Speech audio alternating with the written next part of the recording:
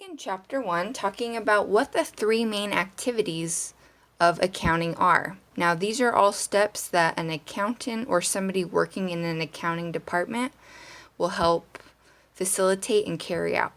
So, accounting is a system of recording and summarizing business and financial transactions and analyzing, verifying, and reporting the results. Accounting is the financial information system that provides insights into what is happening financially in any organization. So the three main activities are to identify, record, and communicate economic events of an entity.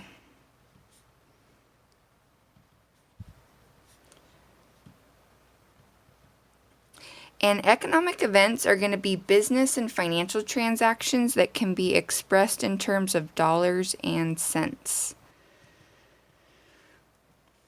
So first, an accountant has to identify the kinds of business and financial transactions, like buying and selling, that do then need to be recorded.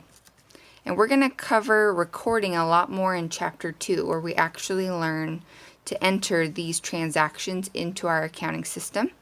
And then lastly, all of those recorded transactions get aggregated together and summarized into what are called financial statements. And that helps communicate to users of accounting data what's going on within a company.